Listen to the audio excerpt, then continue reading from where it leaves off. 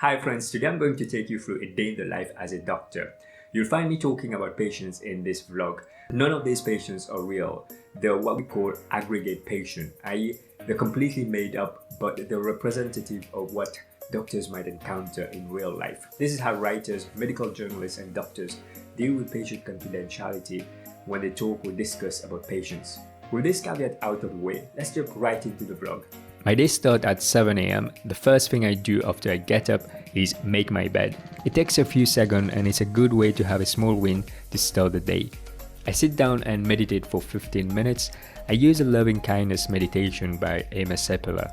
Next, I journal a few lines about things I'm grateful for, what I'm looking forward to during the day. At 7:30, I brush my teeth and I do what I have for general body maintenance.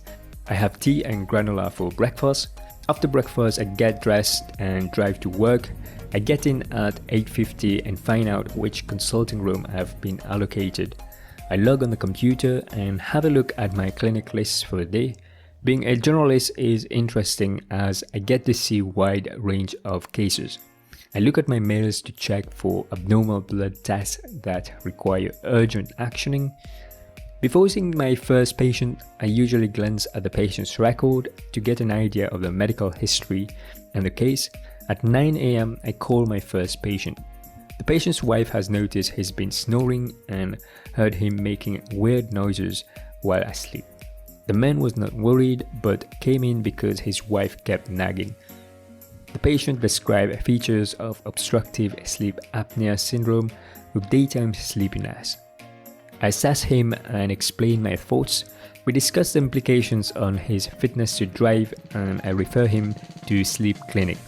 Once the patient leaves the consulting room, I document the consultation in his records and make a note of the referral. I get ready for the next patient, who is an elderly man presenting with multiple problems he wishes to discuss. Being a holistic doctor, I often encounter patients with whole lists of problems in my practice. The man had a very long list of problems. To cut it short, he complains of persistent abdominal pain, eye problem, anxiety, and so on. An advice I receive from a senior GP is to ask the patient to hand you the list and take back control of the consultation. This may help avoiding a consultation from derailing. Due to insufficient time, it is challenging to address multiple problems in a consultation. Most patients are aware that their doctor is allocated limited time per consultation. Sometimes patients expect to have all their problems sorted in one consultation, and unfortunately it is unfeasible and unsafe. I prioritize the most pressing problem and recommend booking another appointment as we need to give enough time to discuss the other problems. Unfortunately, we don't have enough time to go through everything in today's consultation. The patient understands and I advise him to book a double appointment to discuss multiple problems in the future. I'm now running late as the last consultation took longer than expected. I call my next patient, a toddler who presents with urinary frequency. Mom is worried that he has been peeing a lot. He denies any pain or burning on passing urine. The little boy appeared otherwise well. I asked Mom whether we can get a urine sample to analyze. Polyuria could be due to various causes. The urine dipstick came back clear, excluding a urinary tract infection. Another differential diagnosis worth considering in this scenario is diabetes mellitus. The next patient is an infant who presents with fever and lethargy. I see her in our isolation room with personal protective equipment. Mama is concerned that she has been clingier and is keen to get her checked. The pandemic has drastically changed the way we work at the practice. Patients with symptoms suggestive of COVID-19, i.e. cough, fever, loss of taste or smell, are triaged to be seen in the COVID hub isolation room.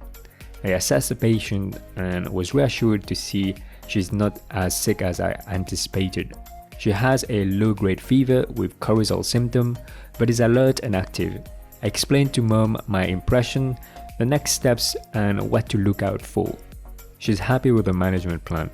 A useful resource for healthcare professionals to improve clinical skills in assessing children is Spotting the Sick Child. This is a resource a pediatric consultant has recommended me during my pediatric rotation. I carry on my morning clinic and see 9 more cases ranging from migraine, hip pain to chest pain. At 12:15, I finish my morning clinic. I have a look at the house call book. GPs usually do their house call during the gap between morning and afternoon or evening clinic. At 12:30, I drive to a home visit. I see a frail woman with bowel cancer whose family members are concerned that her health has been deteriorating. House call is a service to people who are bedbound or unable to come to the surgery. Visiting a patient at home enables doctors to also see the environment where the patient lives. At 1:10 p.m., I drive back to the surgery and document my house call. I dictate referral letters for the secretary. I go through the blood tests and radiology results that have previously been requested. I action them.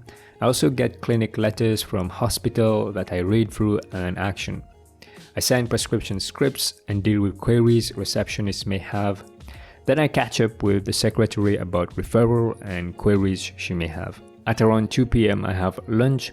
On some days I may attend a meeting where we discuss specific cases such as significant event analysis or learning events.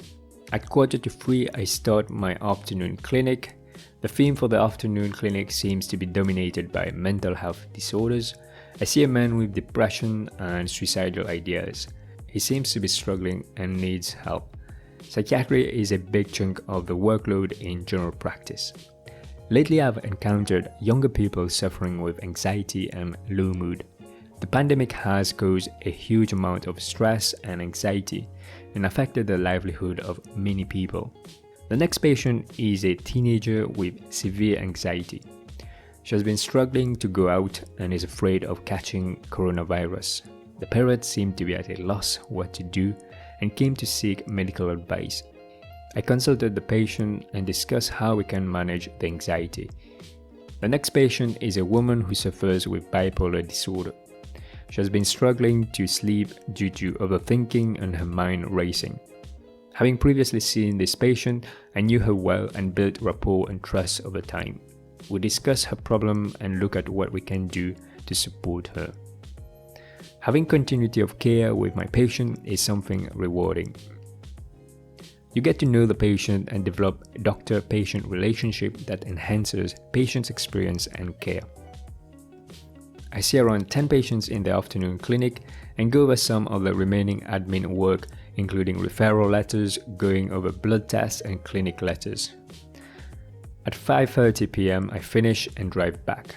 When I'm rostered to work on evening duty, I may finish later at around 6:30 p.m. Thank you for joining me on this vlog. If you enjoyed this video, make sure you smash the like button. If you like this video, you might also enjoy a video I made on my pediatric night shift. If you want to watch more vlogs, click on this side. If you want to watch another video, it's a different one where I went to Liverpool for a conference. This is 72 hours in the life of a doctor. You might enjoy this video. Make sure that you subscribe to this channel so you don't miss any future videos, and I'll see you on the next side. Take care everybody. Bye bye.